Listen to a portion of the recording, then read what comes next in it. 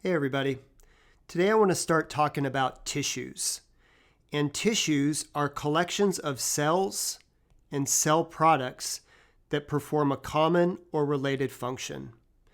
And there's 4 different types of tissues which make up the entire composition of the human body. The human body is entirely composed of 4 different types of tissues. And one of those types of tissues is nervous tissue. And where are we going to find nervous tissue? Well, we're going to find it in nervous system organs.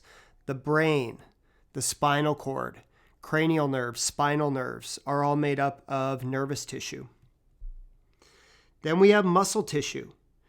And we find there's 3 different types of muscle tissue.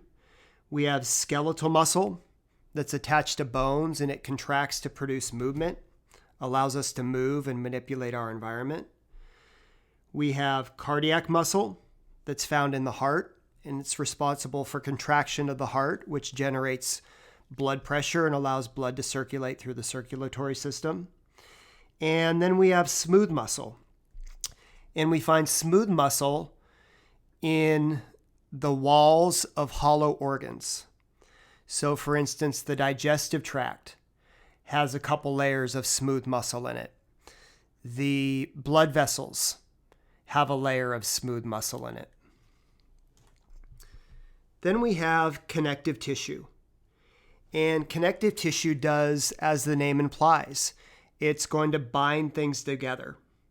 Okay, it supports things. It protects things. It binds other tissues together. And there's a wide variety of connective tissues. Bones are a type of connective tissue. Tendons are a type of connective tissue. Fat is a type of connective tissue. And then lastly, we have epithelial tissue. And this is what we're going to talk about today.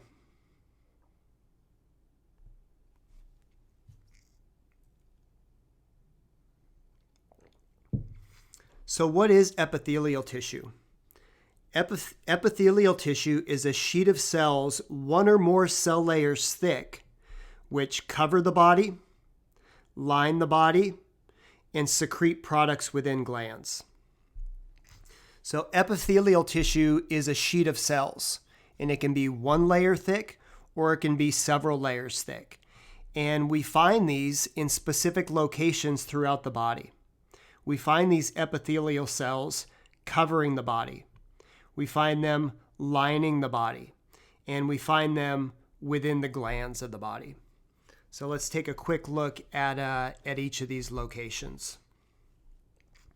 This is a good example of epithelium covering the body.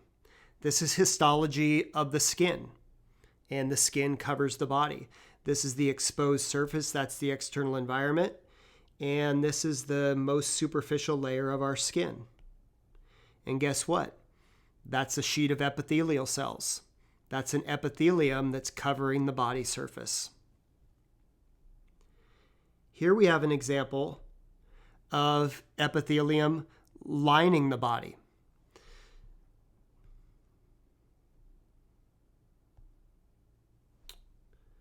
This is the digestive tract, and specifically it's the small intestine. And here's the lumen of the small intestine. And this entire digestive tract is lined by epithelial cells. And that's what we're looking at up above here. Here's the lumen. That's where the food passes down. And then that entire digestive tract is lined by epithelial cells. So this is a sheet of epithelial cells.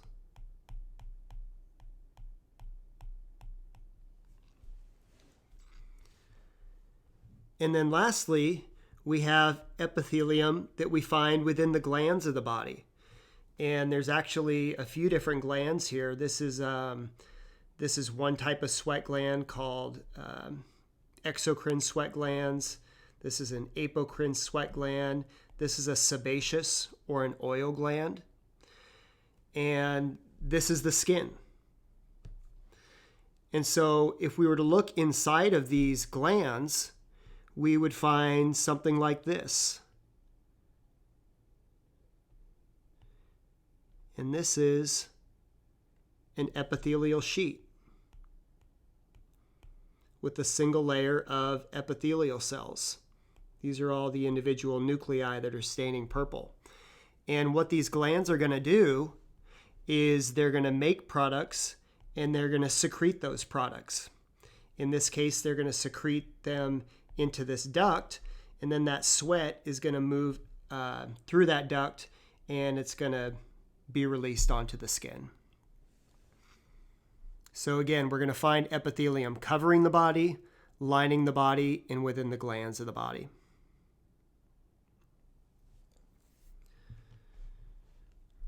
Let's talk briefly now about naming these epithelium. There's a pretty specific way that these different epithelial tissues are named. And each epithelial tissue is given two names. The first name is going to indicate the number of cell layers present, the number of epithelial cell layers present.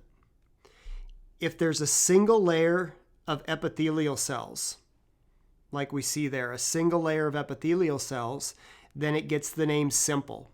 It's a simple epithelium. If there's two or more layers of epithelial cells stacked on top of each other, like we see here, you have multiple cell layers stacked on top of each other, then it gets the name stratified. So simple or stratified. The second name then describes the shape of the cells. And if these cells have a nice cube shaped, there's the nucleus in the middle, then they get the name cuboidal. They're a cuboidal epithelium. But if you take that cuboidal cell and you smash it together, so it has kind of this egg-like appearance, and you can see the nucleus gets smashed together as well, we call that squamous. It's a squamous epithelium. And then if you take that cuboidal cell and you stretch it out, and the nucleus gets stretched out as well, it becomes columnar in shape. And so we call that columnar epithelium. So let's put these together and name this epithelial sheet right there. Well, one, is it simple or stratified? It's a single layer of cells, so it's simple. And what's the shape that we're dealing there? That's a squamous shape. So this is simple squamous epithelium. Then in this example, is that simple or stratified? Well, that's stratified. And oftentimes with stratified, you'll have multiple different types of cell shapes. So this kind of looks cuboidal, and then as it gets more towards the surface, the cells start to flatten out, and up near the surface, we have these squamous shaped cells. And if that's the case, where there's multiple shapes present, then you take the shape that is most towards the exposed surface, most towards what we call the apical surface of the epithelium. And so in this case, it's going to be squamous. So this is stratified squamous epithelium.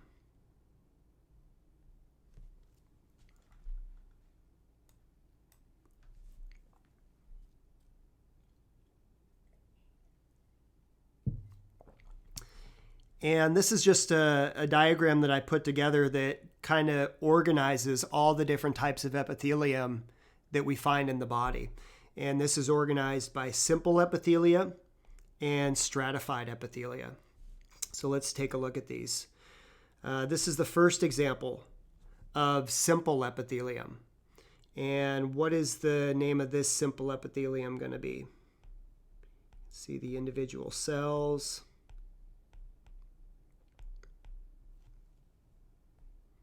That's simple cuboidal epithelium.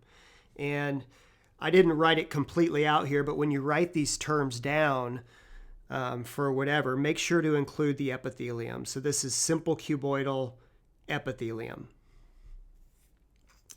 Then we have, so that's one example of simple epithelium. Then we have simple squamous epithelium, which I don't have a picture up here. Then we have, what is this right here?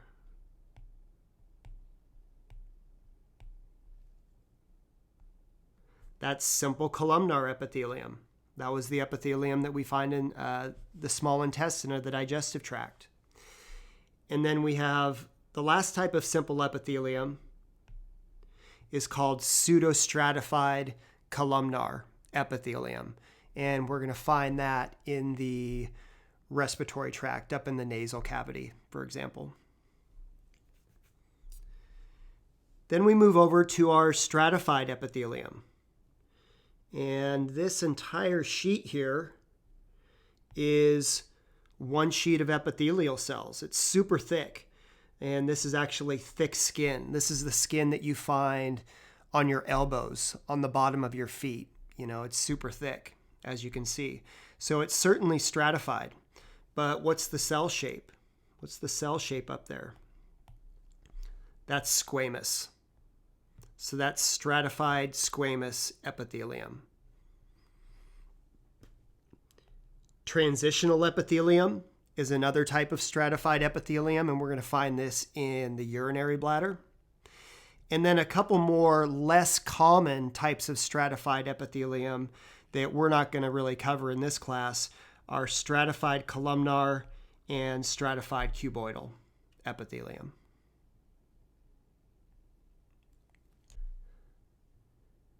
The next thing I want to do is to look at the specific locations that we find epithelial tissue and to talk about the functions that the epithelium have in each of these specific locations. So the first group of epithelial tissue, or the first location that we're going to look at, are the covering epithelium. And these are sheets of epithelial cells that cover body surfaces. And what organ system is going to cover the body surface? Well, that's going to be the integumentary system. So the skin, hair, and the nails, they all cover the body surface, and therefore they're all going to be composed of epithelial tissue. The skin that we're looking at, the hair that we're looking at, the nails that we're looking at, that's all epithelial tissue. And this is histology from the skin, but the epithelium that we find in each of these locations is the same. So this is the exposed environment. That's the external environment. And this is the epithelial sheet that's covering the body. That's the most superficial part of the skin with exposure to the external environment. So what type of epithelium are we looking at there? And what do you suppose its function is?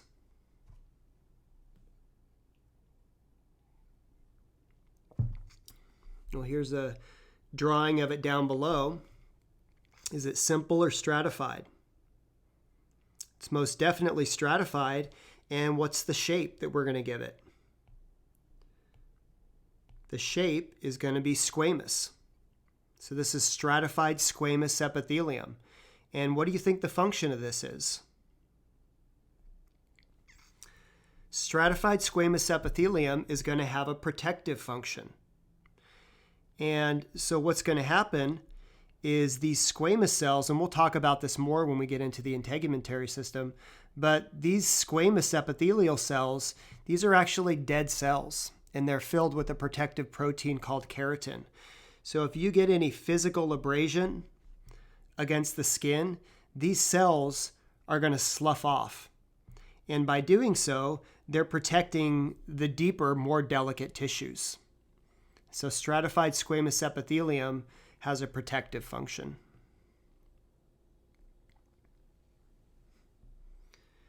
These are a couple interesting pictures, and all due respect to the cadaver here, but this is a picture of a cadaver holding his epithelium, holding his skin, and that skin is covered by epithelium. So this is all epithelial tissue that you're looking at.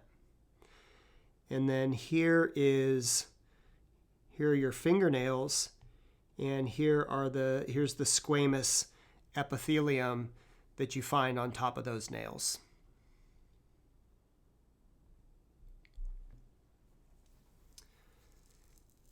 Then we have lining epithelium. This is epithelium, sheets of epithelial cells, which are going to line the body. And specifically, they're going to line open body cavities. So the next question is, what is an open body cavity? Well, an open body cavity is an internal passageway with direct exposure to the external environment. And down below, we have images of 3 different internal passageways with direct exposure to the external environment. So let's name each of these and then determine where the exposure comes from. What is the exposed passageway that we're dealing with here? And where does that exposure come from? Well, this is the digestive tract. And the exposure comes from the mouth and the anus. The digestive tract is one long continuous tube that runs from the mouth to the anus. And so this entire digestive tract is an exposed passageway. And therefore, this entire digestive tract is going to be lined with epithelium, with epithelial cells. What about here? What exposed passageway is this? That's the respiratory tract. And the exposure comes from the nose and the mouth.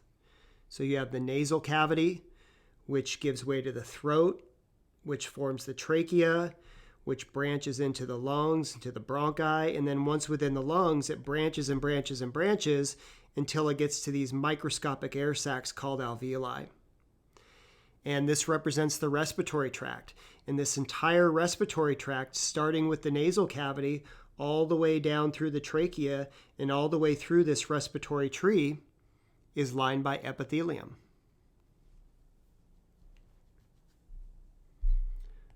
What about here? This is the urinary tract. And where does the urinary tract exposure come from? It comes from the urethra. So the urethra is lined by epithelial cells. The urinary bladder is lined by epithelial cells. The ureters are lined by epithelial cells. And then these ureters continue into the kidney, and there's all of this microscopic tubage within the kidney. And that is part of the urinary tract. And all of those microscopic tubes, what we call kidney tubules, are lined by epithelial cells.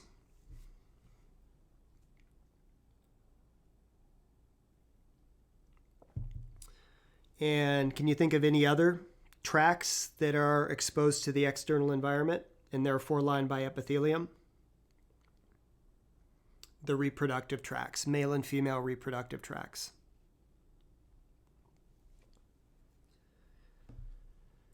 Okay, let's look at some specific examples, and let's start with the digestive tract. As you know, the skin is covered by epithelium. But basically what happens is the skin, the epithelium that covers the skin, dips in, and it also covers the oral cavity, which is the first part of the digestive tract. So the oral cavity is lined by epithelium. And that's continuous with the esophagus, which is also lined by epithelium. And the type of epithelium that we find lining the oral cavity and lining the esophagus is the same. And this is some histology of it. This is the entire epithelial sheet. So what is this epithelium, and what is the function of this epithelium? Why is it located in the mouth and the esophagus? Well, this is stratified squamous epithelium, and the reason it's there is for protection, just like it is for the skin. in the oral cavity. That's where you ingest food and you're chewing that food with your teeth and your tongue. You're breaking it down, and that food is rubbing against the oral cavity. And then you swallow it, and that food moves down the esophagus. It doesn't spend much time there, but you have potential abrasion of that food against the wall of the esophagus. And so we want to protect the oral cavity and the esophagus from this physical abrasion, and also from any chemicals in the food or bacteria in the food. And so we're going to have this stratified squamous epithelium. And as the food passes through, there is a mucus layer there that's going to help with protection. But as this food passes through, if it does have some abrasion, it's going to slough off some of these external squamous cells. And then what happens is they're just going to be replaced from cells below.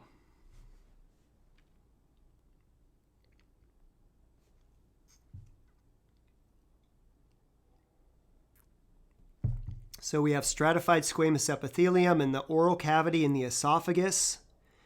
And then when we get to the next structure, which is the stomach, that's when the epithelium changes.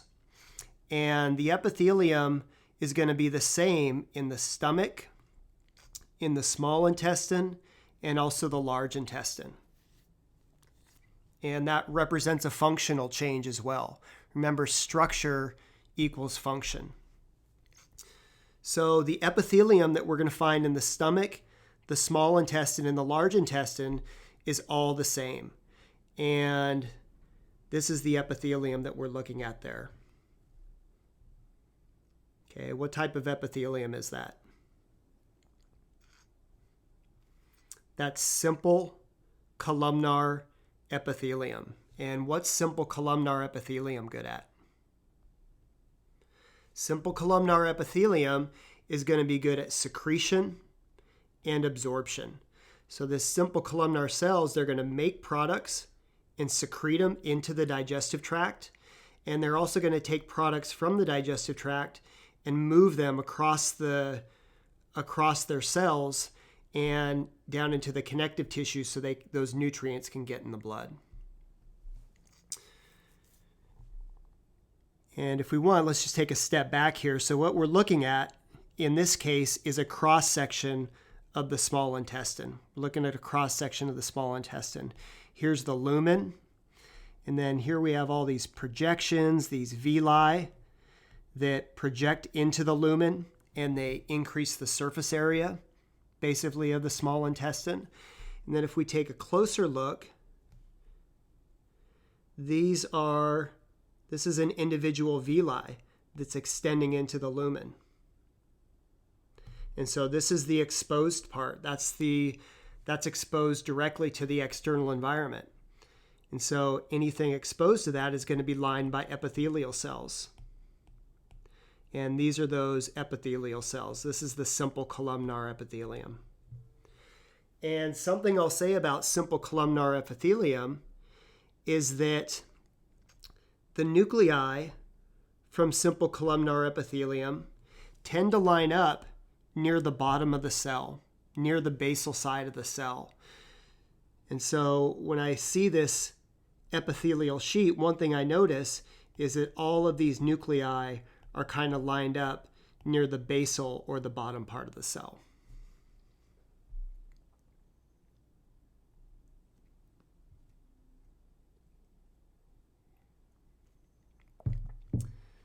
Now let's move on to the urinary tract. I mentioned that in the kidneys, you have all of these microscopic tubules that are part of the urinary tract. And basically what we're looking at in this histology are cross sections of some of these tubes. So here's a tube, there's the lumen, and it's a cross section of that tube. And that tube is going to be lined by epithelium. And what's the type of epithelium that we're looking at in these kidney tubules? And what do you think its function might be?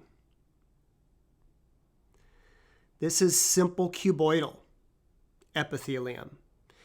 And simple cuboidal epithelium, just like simple columnar epithelium, is good at both secretion and absorption. And so these kidney tubules are going to secrete products into the lumen, and they're also going to absorb products from the lumen.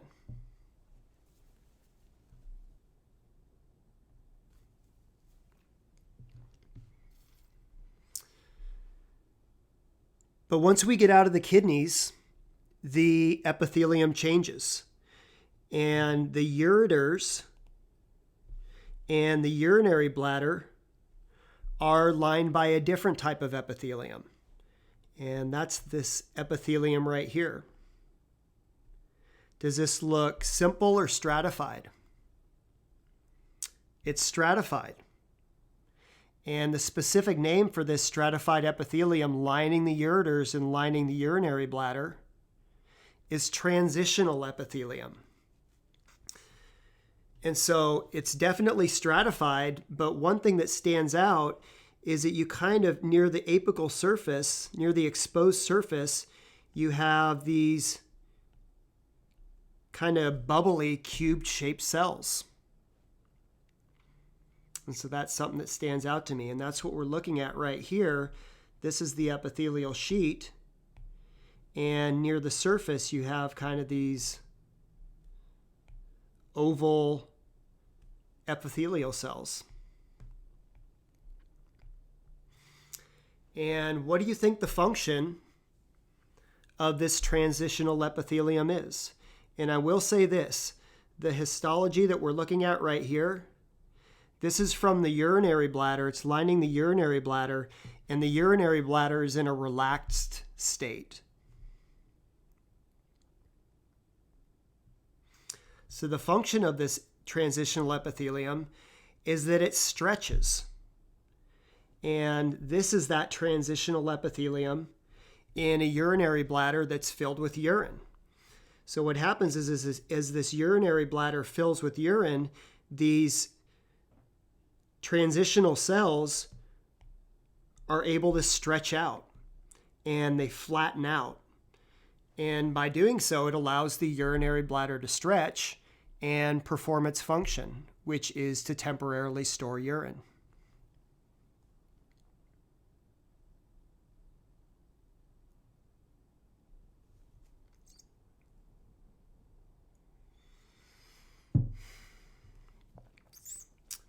The respiratory tract. As I mentioned earlier, when you get within the lungs, the respiratory tree is basically branching and branching and branching until you get to the end of the respiratory tree where you have these microscopic air sacs called alveoli. And these are the individual alveoli, the individual air sacs. And this is where gas exchange occurs. You can see these alveoli, these air sacs, are wrapped by capillaries. So you have capillaries that are wrapping these air sacs. And so this is where we're going to move oxygen from the capillaries into the air sacs and carbon dioxide from the air sacs into the capillaries. And these alveoli, these are the end of the respiratory tract. These have direct exposure to the external environment, so they're going to be lined by epithelium.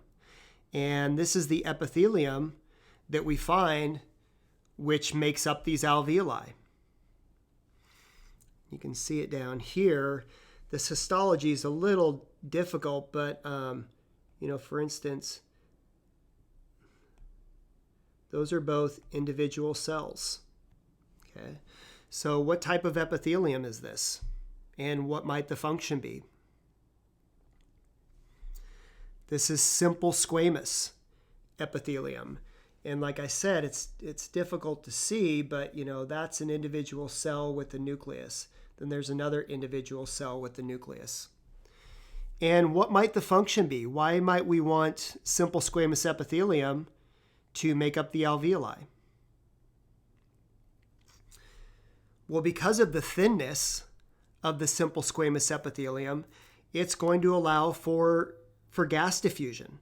It's going to allow gases to pass across these cells, to move from the alveoli into the blood, and the blood into the alveoli. So it's going to allow gases to move through by diffusion because of that thinness.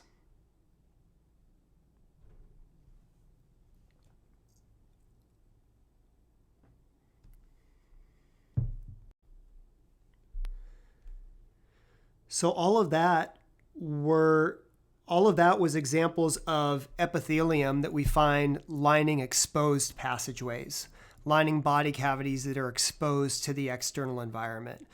But there are some special locations that we find epithelium that are not exposed to the external environment. For instance, epithelium is going to line the closed body cavities. And not only the closed body cavities, but the organs that we find within them. So we've already talked about these body cavities, so this will be a good examples to use, good practice to use. But up here in the thoracic cavity, what are these subcavities that we find up here within the thoracic cavity? Those are the pleural cavities. And within the pleural cavities,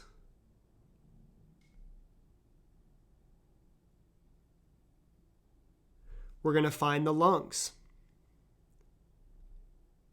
Oops. Let's see if I can change colors here.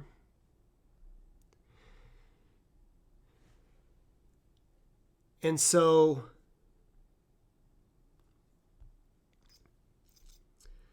the pleural cavities are going to be lined by epithelium. And also the lungs are going to be lined by epithelium. So epithelium not only lines the closed body cavities, but it lines the organs within those. And collectively, the epithelium lining these internal body cavities and the organs within them are going to form the serous membranes. So if you want more details about this, you can wait until we talk about the membranes, and specifically the serous membranes.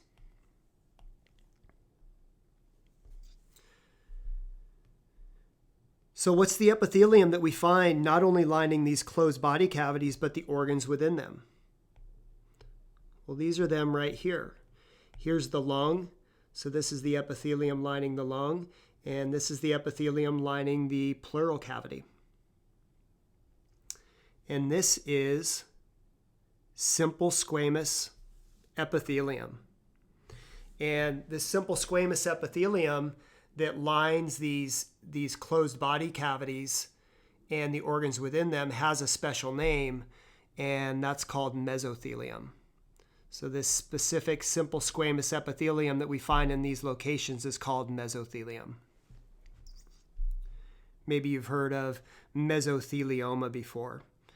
That's where those asbestos particles are going in there and they're damaging the epithelium of the lungs. And what do you think the function is of these simple squamous epithelium? Well, it's actually twofold in this location. Let me see if I can change colors again. One thing these simple squamous epithelium are going to do is they're going to secrete a fluid called serous fluid. And that serous fluid is going to fill the space in between these two membranes. I'm getting into some of the details of the serous membranes here, but I'll just introduce it. They're going to produce serous fluid. And the benefit of that serous fluid is it's going to reduce friction between these two epithelial sheets. Because when you breathe in and out, these epithelial sheets are going to rub against each other. And we don't want that. We don't want to cause inflammation. And so the simple squamous epithelium produces this friction-reducing fluid called serous fluid. And also, simple squamous epithelium in itself doesn't have a lot of friction relative to the other types of epithelium, simple cuboidal and simple columnar. So it's a friction-reducing epithelium.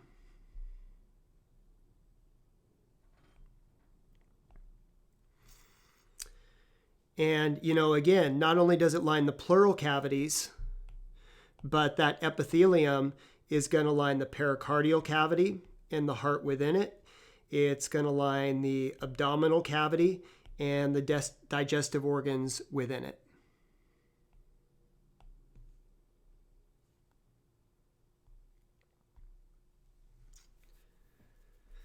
Another special place that we find epithelium, another closed passageway where we find epithelium, is lining the blood vessels, basically lining the whole cardiovascular system, the blood vessels, and lining the internal lining of the heart. So this is a cross-section of a blood vessel. This is the lumen where the blood passes, and here's the epithelium that's lining that blood vessel. And again, what type of epithelium is this? This is simple squamous epithelium. There it is. Simple squamous epithelium. And the special name for simple squamous epithelium lining the blood vessels is endothelium.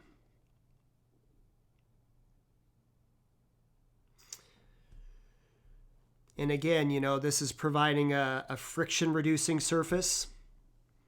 So blood can pass along the walls of the arteries and the veins without a lot of friction. And then when you get down to the capillary level, capillaries are composed simply of a single layer of simple squamous epithelium. And that's good because that's where the exchange of materials is going to occur at. So we can have gases and other things that diffuse across these simple squamous epithelium into the interstitial fluid, and vice versa from the interstitial fluid into the capillary.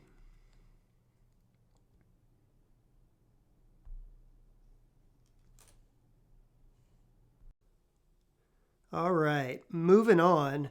Another place that we find epithelial tissue is within the glands of the body. And it's the job of glands to make products and secrete those products.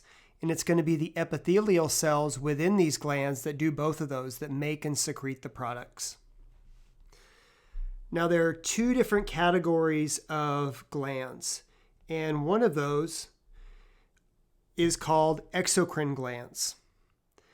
And exocrine glands secrete their products onto exposed surfaces or into open body cavities. Let me say that again.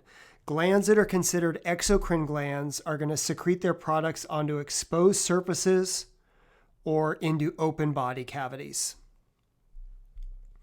And let's take a look at some of these exocrines down below.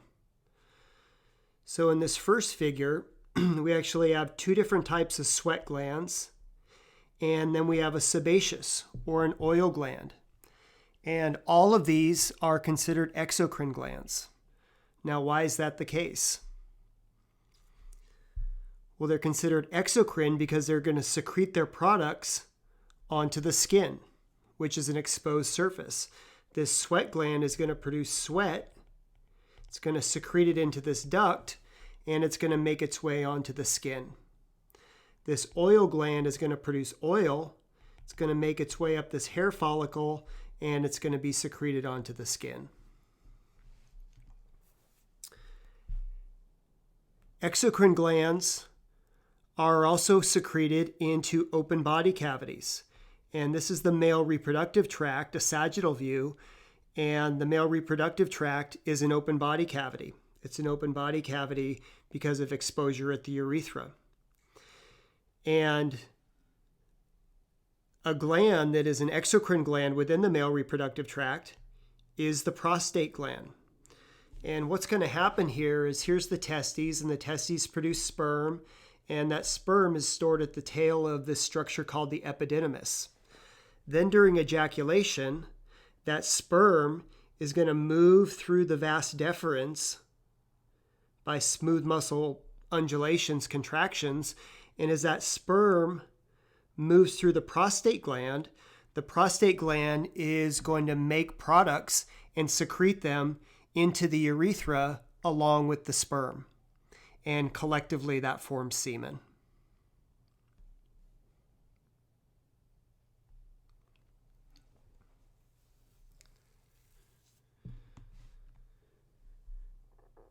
So these glands are going to be lined with epithelial cells. And like I mentioned, it's going to be these epithelial cells that make and secrete the products of the glands. So let's take a closer look at that. Here we have a couple sweat glands again. And this is a diagram or a drawing of those sweat glands. And guess what?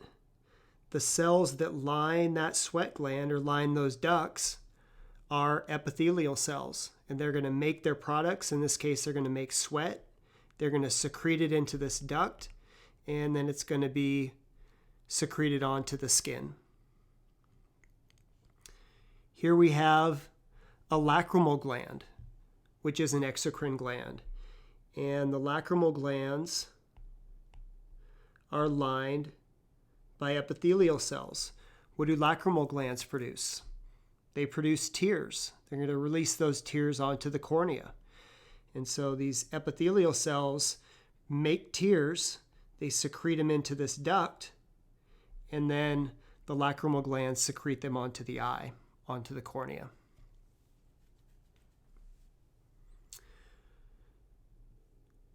What specific type of epithelium does this look like within these glands that is producing these products?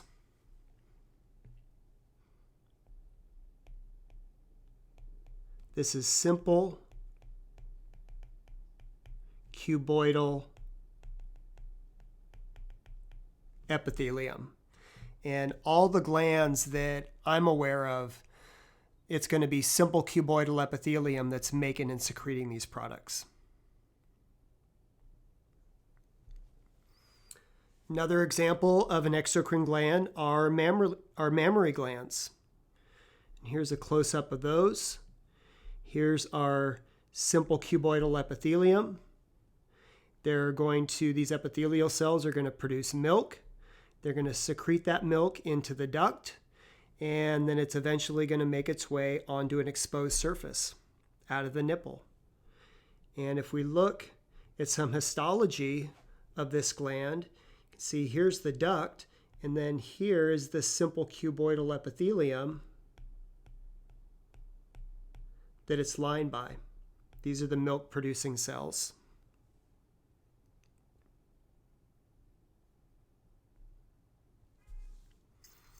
Another example from the digestive tract are salivary glands.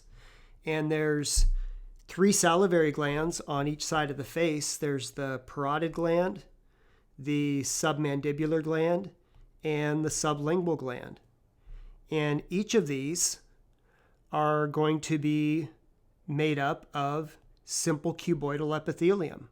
So the simple cuboidal epithelium is going to produce the saliva, and that's going to be secreted into the duct. This simple cuboidal epithelium produces the saliva. It's going to move through this duct, and it's going to be secreted into the oral cavity, which is an open body cavity. And by the way, the salivary glands, the sweat glands, the mammary glands, these are all multicellular glands. Okay, they're structures, they're glands that are composed of multiple cells. And that is in contrast to these goblet cells. So goblet cells are also an exocrine gland. They're going to secrete their products into open body cavities. But these exist as singular cells. These are unicellular glands. And let's see. We're going to find goblet cells interspersed, a lot of the time, interspersed within simple columnar epithelium. So we have this simple columnar epithelium, and then we have goblet cells there that are interspersed within them. And goblet cells, what they're going to do is they're going to make a product called mucin. And here you can see you have these vesicles that store this molecule mucin into it. And then they're going to release that product out of the cell. Then that mucin is going to dissolve in water once it's released, and it's going to form a product called mucus. So goblet cells are mucus-producing cells.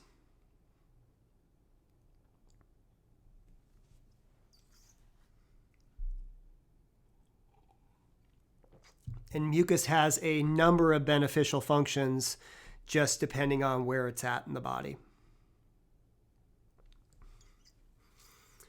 All right, here's a good chance to see some goblet cells in some histology.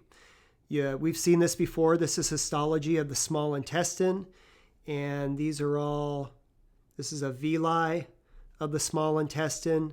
This is the lumen, and these villi are lined by simple columnar epithelial cells.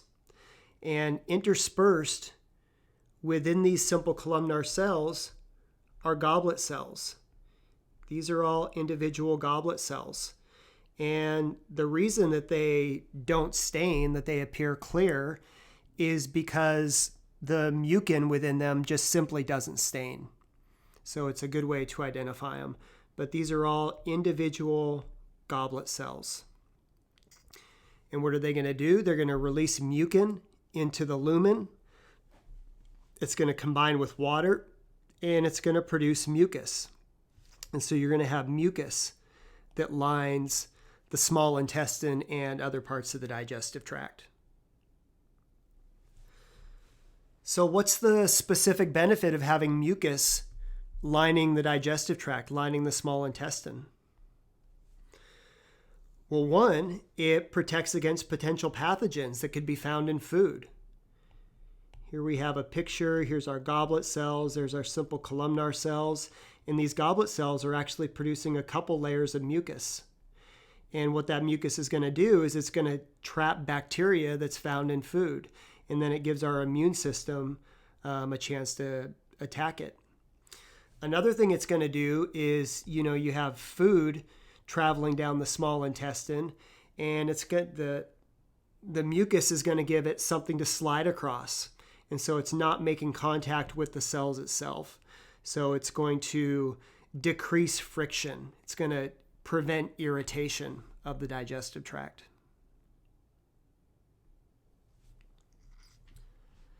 So those are all examples of exocrine glands. And the other category, the other classification of glands are endocrine glands. And endocrine glands are going to make and secrete products, but endocrine glands, they're going to make products that we call hormones. And the difference here is that these hormones are going to be released into closed body cavities. Specifically, it's going to be released into either the interstitial fluid or the blood. So here we have an endocrine cell, and here we have a vesicle within the endocrine cell, and we have hormones within them.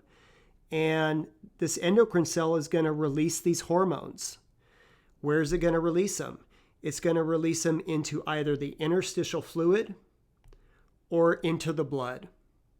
Either way, these are closed body cavities. The interstitial fluid and the blood does not have exposure to the external environment. And where are we going to find these endocrine glands? Well, all these endocrine glands are within the endocrine system. And they're just different glands located different places in the body. The thyroid gland, the adrenal gland, the pancreas, the ovaries, the testes. These are all examples of endocrine glands.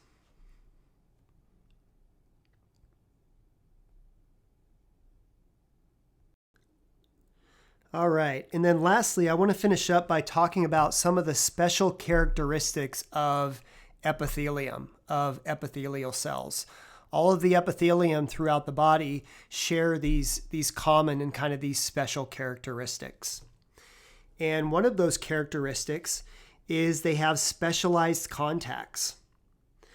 So epithelial cells are bound closely and tightly together by proteins called tight junctions.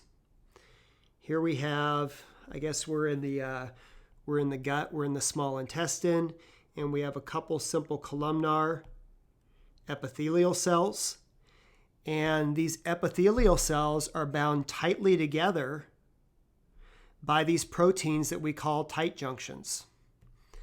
And here's a I like this diagram here because it shows how complicated and detailed these tight junctions are.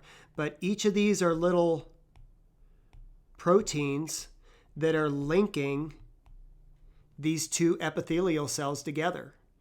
And by doing so, they're forming an impermeable barrier between the cells.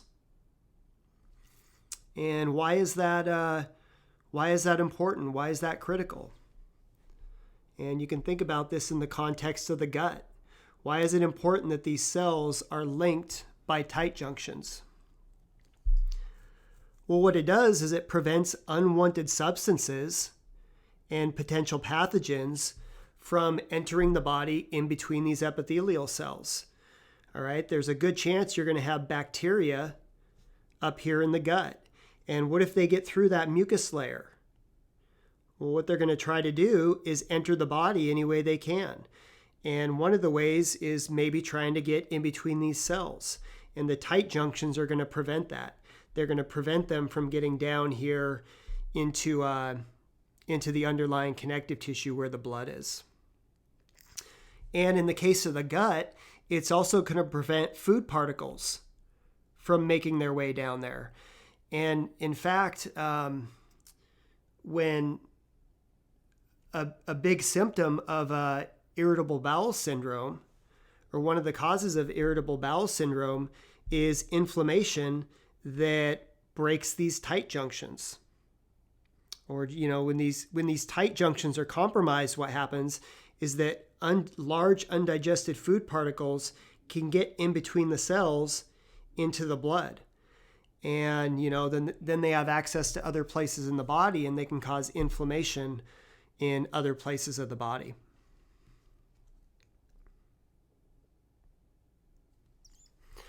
Another characteristic of epithelium is that it is avascular. It's without a blood supply, without a direct blood supply. And so looking at this picture, we have our epithelial sheet, and what this is saying is that there's no direct blood supply to the epithelium. There's no blood vessels that make their way up into the epithelium and directly provide them with the blood supply. What that means is that, these are still cells. They still need oxygen. They still need glucose. They still need to get rid of metabolic waste products, carbon dioxide. But what this means is that all has to happen from the underlying connective tissues. So we have blood vessels in the underlying connective tissues, and that oxygen has to diffuse through the connective tissues up to the epithelium. The nutrients have to diffuse from the connective tissues up to the epithelium.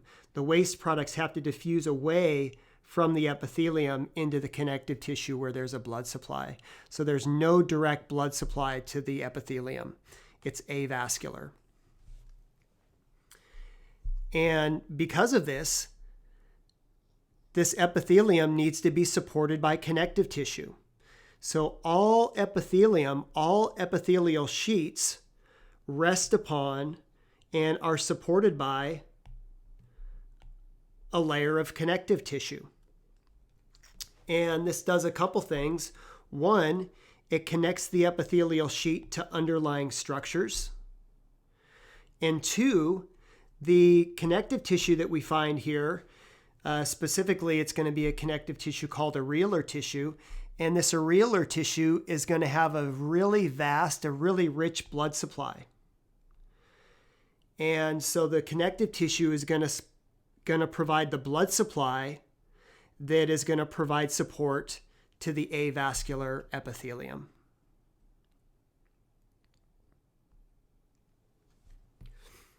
Another characteristic of epithelium is it's arranged into sheets or layers. And you already know this. Epithelial tissue, it's a sheet of cells, and that sheet of cells can be one layer thick, or it can be multiple layers thick. Epithelium is also highly regenerative. And what that means is that they're really good at dividing. They're really good at proliferating themselves. And they do so relatively quickly. And why is it important that epithelium be highly regenerative? And it has to do with their location. So because of their location, covering the body, lining exposed passageways, the epithelial cells are frequently damaged. They're frequently lost at the surface.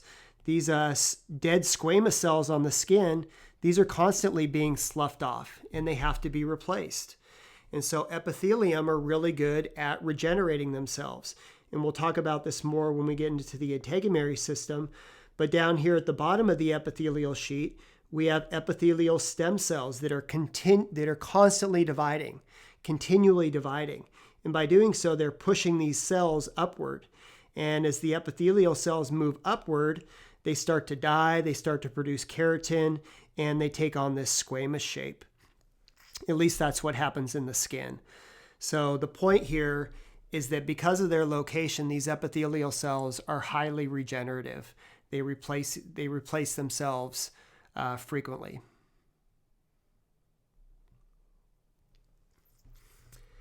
And then lastly, epithelial cells have polarity. And all that means is that one side is different than the other. One side is different than the other side. So epithelium have an apical surface. And the apical surface is the surface that's exposed to the external environment. So this is the apical surface up here. And then it has a basal surface. And this is the basal surface down below. And this is where it's attached to the underlying connective tissue. And each of these surfaces are, it's different. We're going to find different structures, different things going on each of these sides. But one thing I want to focus on is that on the apical surfaces of these epithelial cells, often these epithelial cells can have what we call cilia or microvilli located on this epithelial surface. This isn't always the case, but in many locations throughout the body where we have this epithelium, we're going to have cilia or microvilli located on the apical surface of these cells. And this is a really nice scanning electron microscopy of the apical surface of an epithelial cell. And here you see the cilia. There are these long, slender projections coming from the apical side of the cell. And then the microvilli are much smaller, and they're more just these small little extensions of the plasma membrane. And they both have very different functions.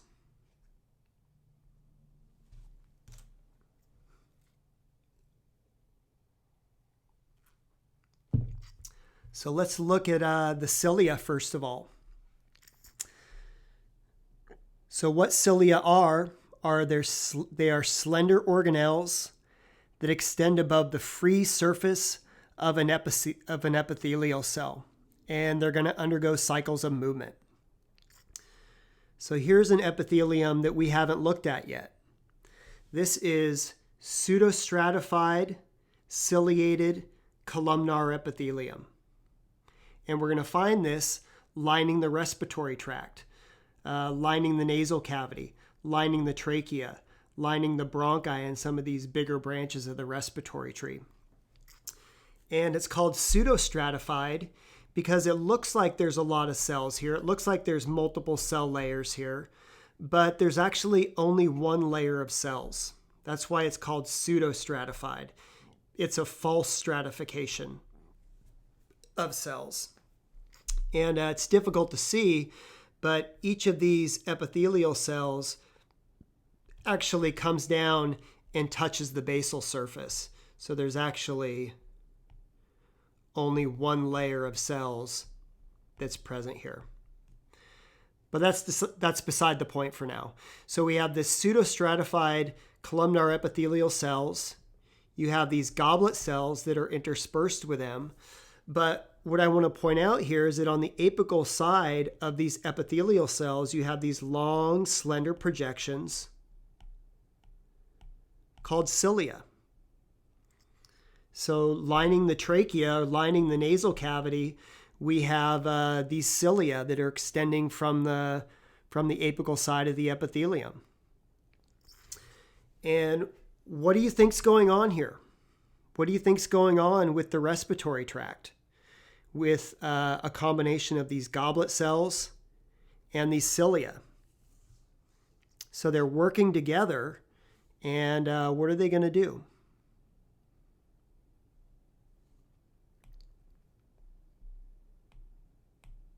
Okay.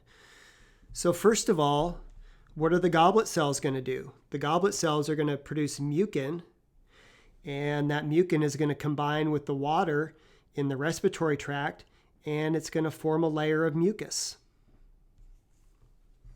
So you have a layer of mucus lining the respiratory tract. And what's the job of that mucus? Well, that mucus, you inhale air, which means you're also inhaling dust, particles, potential pathogens, and it's going to be the job of that mucus to trap that debris, because we don't want it to get further down into the respiratory tract. Okay, we want to trap that debris high up. And then what? So now we have this debris-laden mucus. We have this mucus that's full of dust and bacteria potentially. And what do we want to do with it? Because we don't want it just to stand there. And that's where the cilia come into play. These cilia are going to go cycles of movement. And what they're going to do is they're going to propel this mucus up out of the respiratory tract. So it's going to move this mucus up away from the deeper parts of the respiratory tract.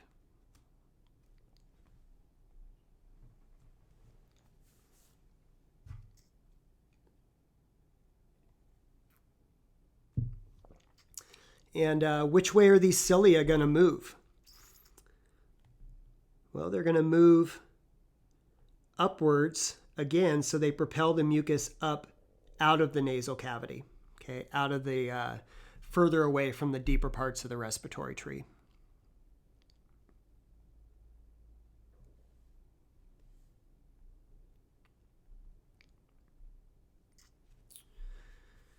Here we have the female reproductive tract, which is an open body cavity, which means it's going to be lined with epithelium. And, well, here it is. What type of epithelium is that? That's simple columnar epithelium. And guess what? On the apical side of that cell, those cells, we're going to find cilia. And why are we going to find cilia lining the epithelial cells of the fallopian tube?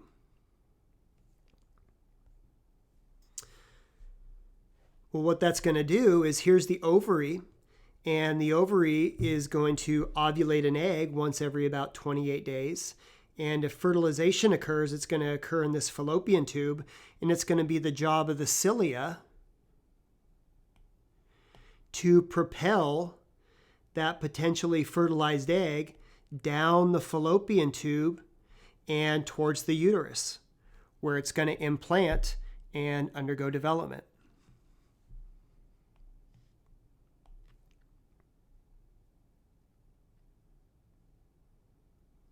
Okay, so those are cilia, and now I want to talk about microvilli. So other epithelial cells have microvilli on the apical side of the cell, and these are small finger-like extensions of the plasma membrane. They're much smaller, and they're just little extensions of the plasma membrane. They're much smaller than cilia, which themselves are individual organelles. These microvilli are just individual extensions of the plasma membrane. And a great location where we're going to find microvilli is on the simple columnar epithelium lining the small intestine. So here we are in the small intestine, lined by epithelium because it's an open body cavity. Here we have a closer look at it. Here's our simple columnar cells. And if we take a closer look at those simple columnar cells, we can see on the apical side, we have microvilli. And it's the purpose of microvilli to increase surface area. So these microvilli, these extensions of the plasma membrane are increasing the surface area that's exposed to the lumen. And that's beneficial because that's going to increase the surface area that digestion and absorption can occur across. So there's a lot more surface area for nutrients to come in contact with this epithelium and be absorbed across the intestinal lining into the blood supply below it.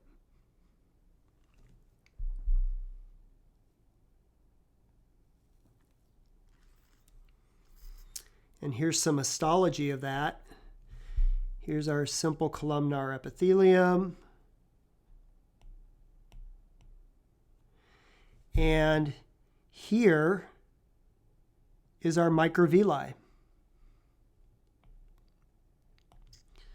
Here's our microvilli up top.